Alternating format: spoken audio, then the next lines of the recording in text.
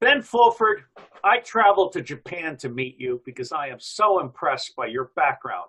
But so many people in my world don't understand why you are the god of financial information in Asia, to include the deep gold. Would you please take a minute to just tell us about when you went to Japan, who you worked for, and what got you to today?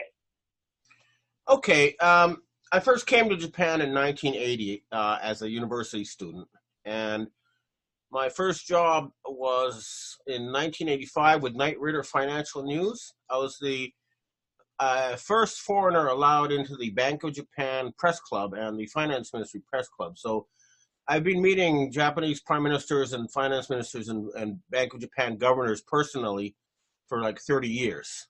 And I ended up my career, I worked for the Nikkei newspaper, which is the Japanese Wall Street Journal equivalent, and South China Morning Post, and I ended up as Asia Pacific bureau chief for Forbes magazine. But the thing is that during all those years, as a financial and business journalist at the top of the profession, nobody ever told me that the central banks were privately owned. We all assumed they were government institutions. And it wasn't until they started killing my colleagues and they tried to kill me that I realized, well, I was dealing with something very sinister. And what I did, because I realized I was dealing with very dangerous people, I kind of kept, gathering information in the background without writing about it until I figured out what I was dealing with. And talking, now starting hearing things about Freemasons and secret societies. And finally, it all came to a head when I confronted Japanese finance minister and economics minister Heizo Takenaka about handing over control of all of Japanese companies to a bunch of oligarchs like David Rockefeller and the Rothschilds. And I followed a paper trail. This wasn't conspiracy theory. This was me following an actual, trail of evidence that led to these people, including a bunch of murders. And at that time, there was literally only one sentence in the entire internet about the Rothschilds, for example. Just nobody knew about this stuff. And the Japanese, though, had been writing about this for years. And so one of the things I did was introduce to the English-speaking world the Japanese view of who really runs the West. Because, they said that David Rockefeller was our ruler. And I was thinking, well, this was Forbes magazine, and he's like number 300 on the billionaires list. And why do they think he's their ruler? And I followed the trail, and I realized that they had a bunch of foundations as cover, and that they actually controlled all the Fortune 500 companies. So that's how I ended up, in this role. And then they sent somebody to kill me, and the South Korean secret police, then notified an Asian secret society, and they offered me protection. And then I became involved in this huge battle for control of the planet Earth, like stuck in between East and West, trying to work out a deal between the two. And that's what I've been doing ever since. That's the short All right, that's a wonderful, wonderful beginning. So when I visited you in Japan, you introduced me to a Japanese princess who helped me break the story on the unification and denuclearization of Korea. I was called a lunatic when I broke the story. And then 2 weeks later, of course, President Trump and his people confirmed it. I think people react similarly to some of the things that you report, while I know that you are reporting things that will become common knowledge in the future. Let me ask you to define, in your view, the deep state versus the shadow governments that exist in each country. And I particularly want you to talk about Caesar's descendants, the Vatican, Chabad, Zionists, and what is the top level up there with the satanic Rothschilds and the Queen of England and so forth? All right. It's again, once I got involved with these Asian secret societies, all sorts of groups popped out of the closet. And I've met, for example, representatives of the Gnostic Illuminati, and they say that they started the French, Russian, and American revolutions, and that they were founded by Pythagoras, and that they recruit 6,000 geniuses from each generation. The person who did this, who told me about this, was scouted by Bobby Fischer, the world chess champion. And they told me they were going to try a world revolution this time. So that's one group. And another group that came out of the woodworks was they sent Leo Zagami over, who told me about the P2 Freemasons, and he said they're the descendants of the Caesars. They put on these black masks to cover their faces, and they give the orders to the Vatican and the mafia. And they told me they were going to fire Pope Benedict, and they did. So they really are powerful. So that's another group, and they want and they told me they created communism, and then they want a one world, government run by like a world Roman Empire. That's what they're after. Then there's the Scottish Rite Freemasons. That's basically the British Empire. And I'd say they're number 2 in the totem pole after the Romans in the West, anyway. And I think, all right, the British Royals have got their problems and things, but I think that generally speaking, they're decent people from having interacted with them. Maybe as a Canadian, I'm a bit biased, but I don't think that they have an evil agenda. They are the ones who are pushing the global warming, which is a fraud, but the idea was to pay third world countries to preserve their forests. So they're saying we can use a tax on carbon to preserve the environment. We don't have to kill 90% of the world's population, which is what Bush and his people wanted. Talk to me about the Russian and the Chinese powers. When I was in Japan with you, it was my privilege to meet one of the top Chinese Freemasons. And you've pointed out to me that Freemasons in Asia are different from Freemasons in the East. Talk to me about the power structure as you see it in Russia and in China. All right, we'll start with China. Basically, what's little known is that it's actually the Chinese traditional royal families are the ones who chose communism as the best way to modernize China. And so China has really inside China, I think the 2 big power blocks. One is you can call it the Communist Youth League. It's the meritocracy. It's the Chinese communist bureaucracy and the people who work their way up that pyramid. And the other is the traditional royal families who sort of stay in the background, but control the finances.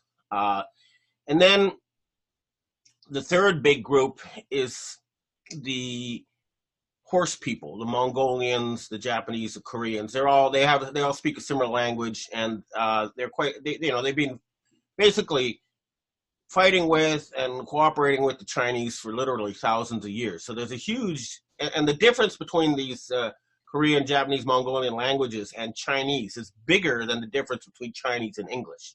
So that's another group. And I guess the final one is the Southeast Asia Chinese diaspora. These are people who fled China every time they had a change of empire, emperor and dynasty.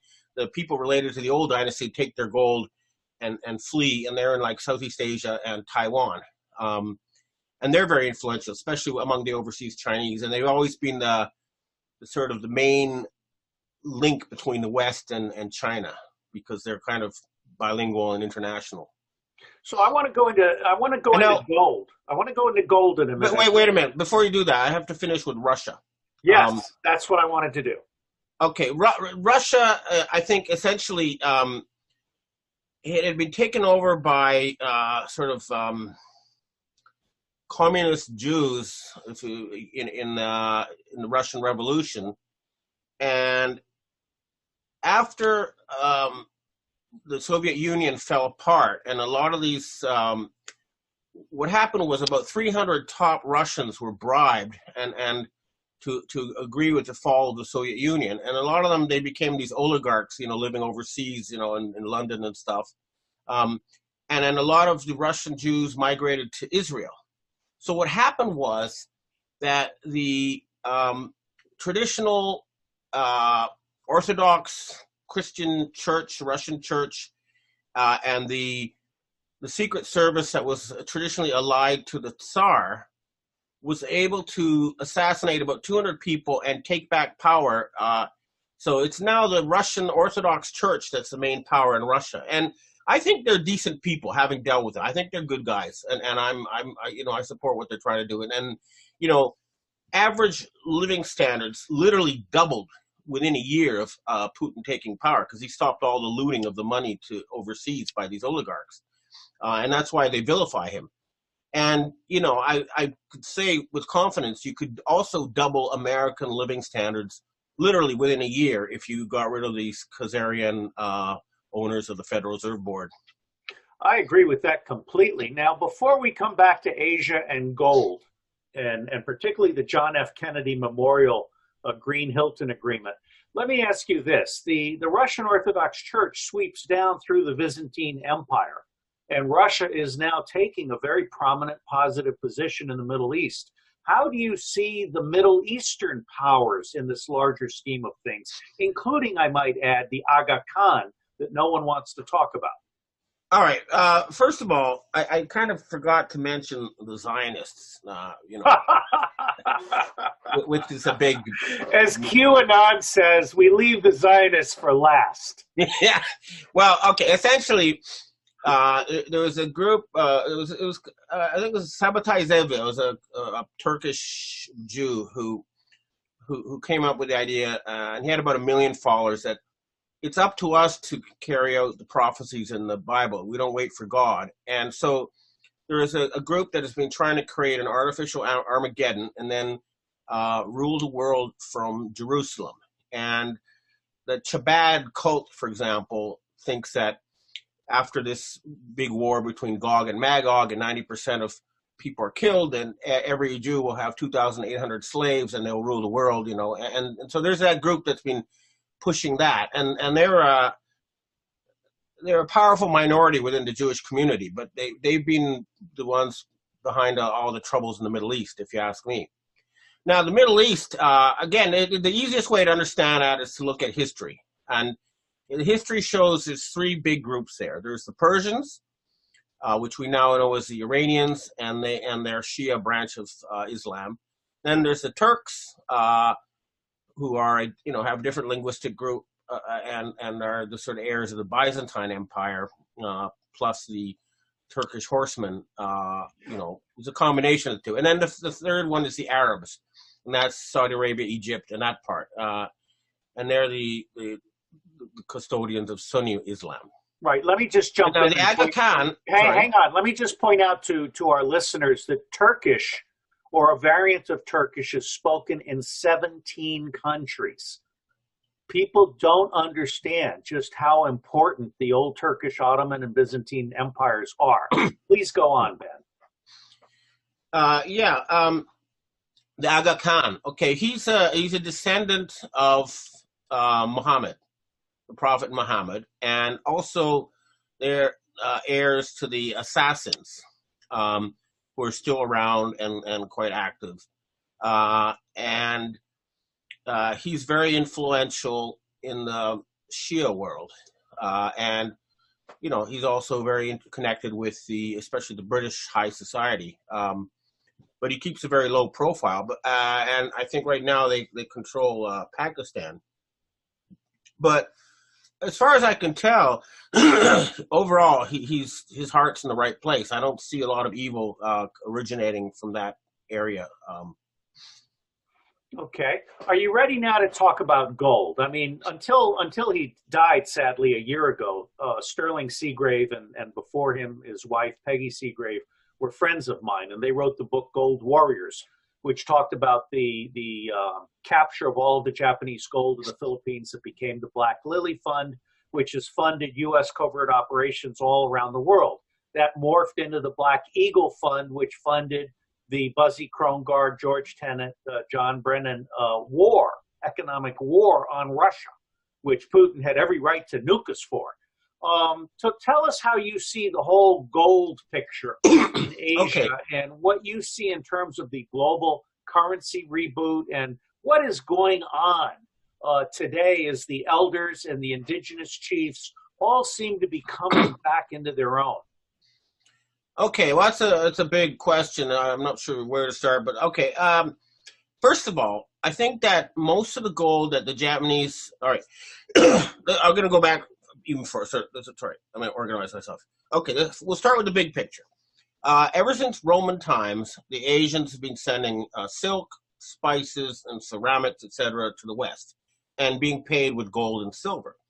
The result was that 85% of the world's gold ended up in Asia, and it was the Asians who set up the BIS to help the Germans pay their uh, Versailles Treaty gold obligations after losing World War One.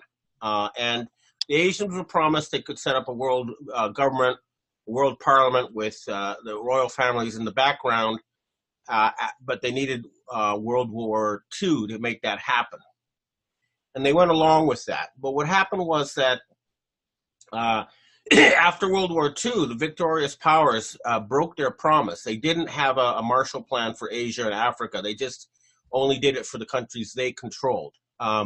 So they cut off their gold, and they made a deal with President Kennedy, who was promising a Marshall Plan for the entire planet using Asian gold, specifically Indonesian gold.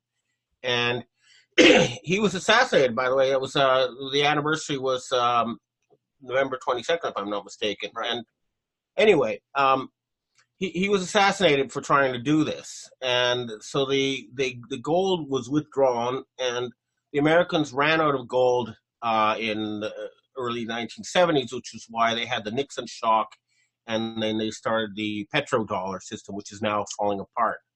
But what's happened was, so 911 was really caused because the Americans lost some sort of secret court case, and they were told they had to pay back the gold they took from China in 1938, and they didn't have that gold, and they didn't want to bust the Federal Reserve Board, so they blew up the building with all the evidence and started this, so-called war on terror, et cetera, and they had a fascist coup d'etat in the United States, known as the Patriot Act, and the United States became a Nazi terror state, essentially, and that's why people like me, who are supporters of the West and thought we were the good guys, suddenly found ourselves fighting against the U.S. establishment. But more recently, we zoom forward to the present, or almost the present. In 2008, Americans were close to bankruptcy, and they promised that they would have a black president, and then everything would be different. And they were able to get money again from the Asians in exchange for making Obama president. But he turned out to be just a house slave following the Bush agenda. He didn't have real power, and so that's been withdrawn again since.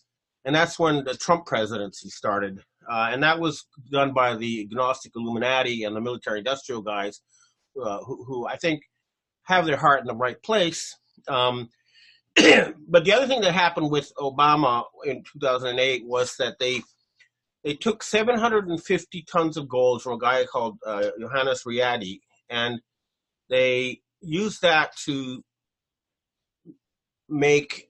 They sold the gold like 1,000 times to create about 15 to 20, I think $23 trillion worth of gold-backed bonds.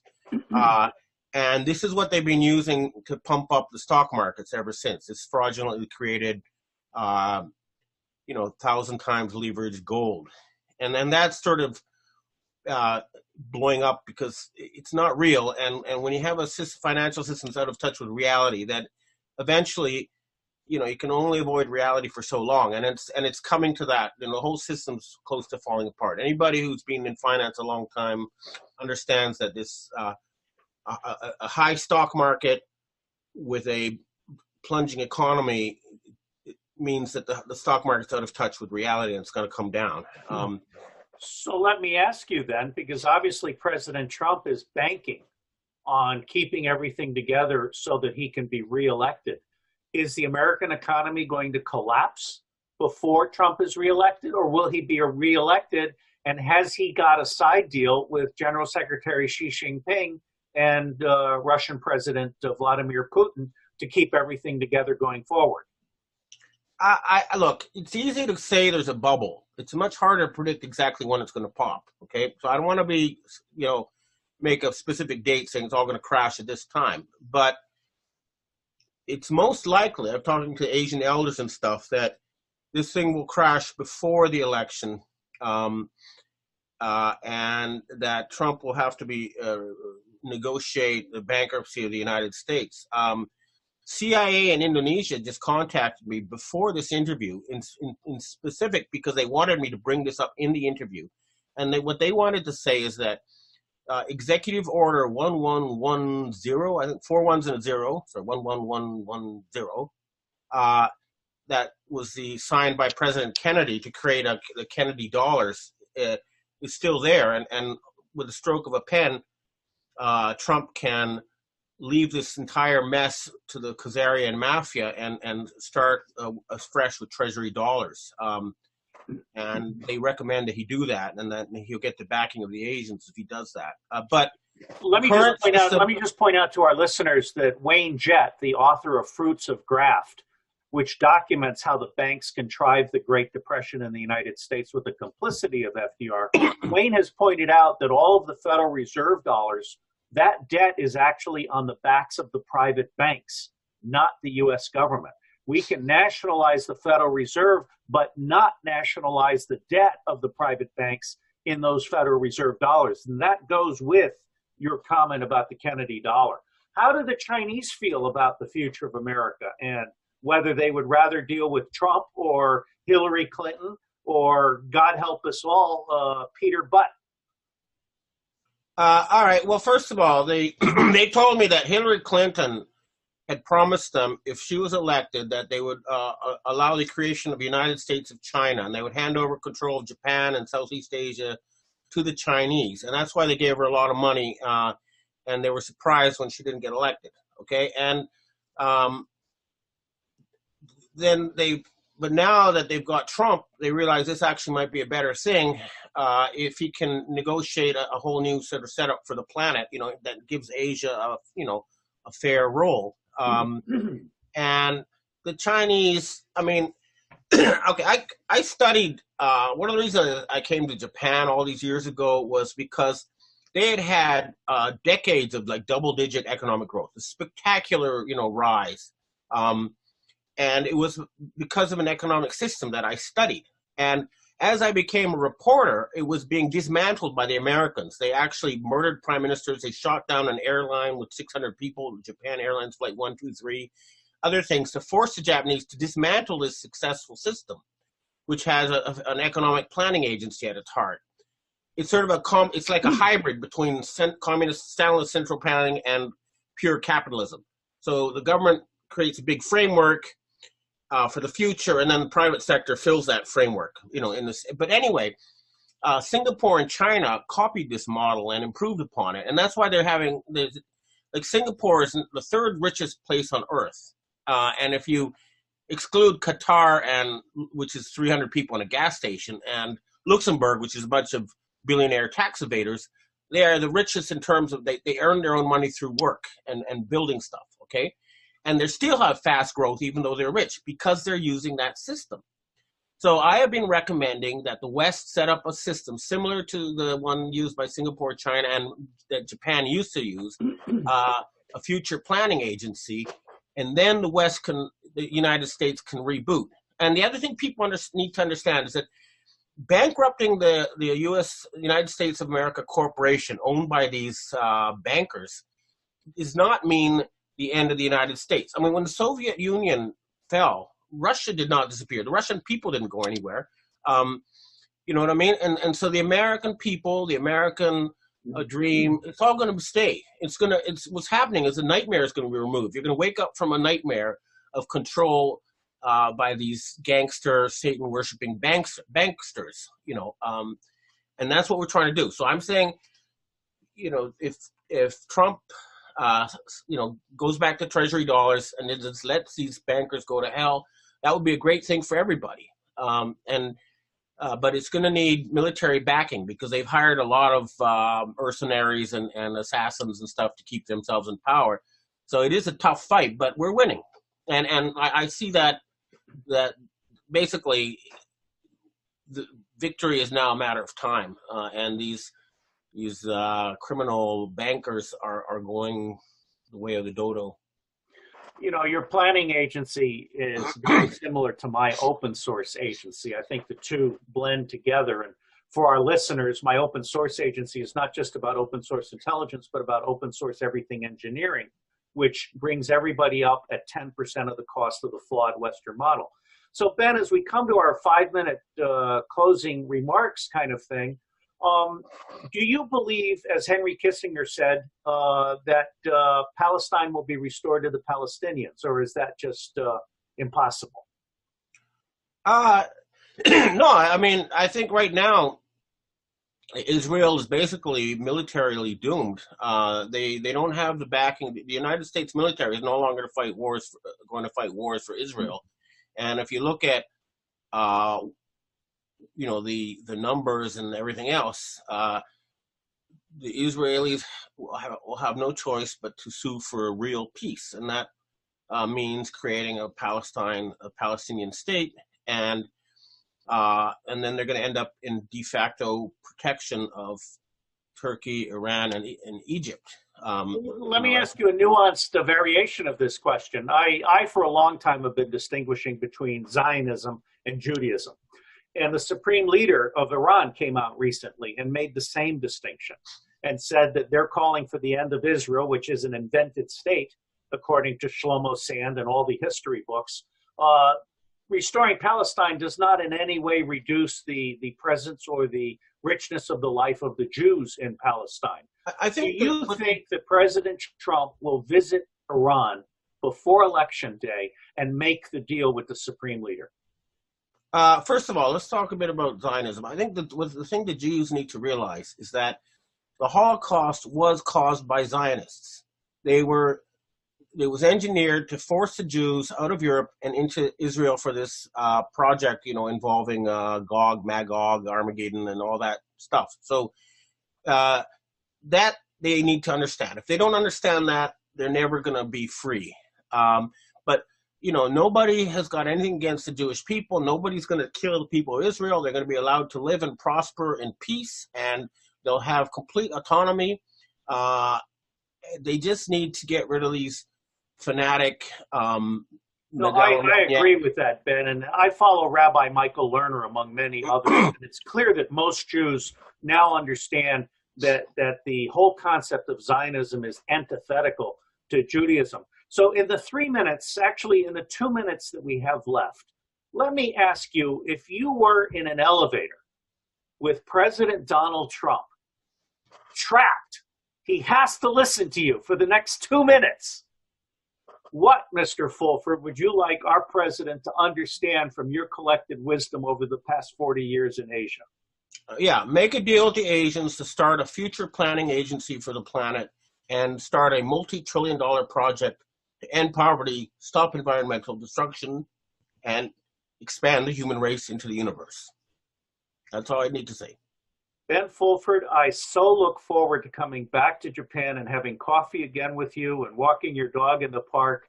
You are an incredible human being. I feel blessed to know you. Thank you for talking to us. Thanks for having me on. You have a nice evening. Bye.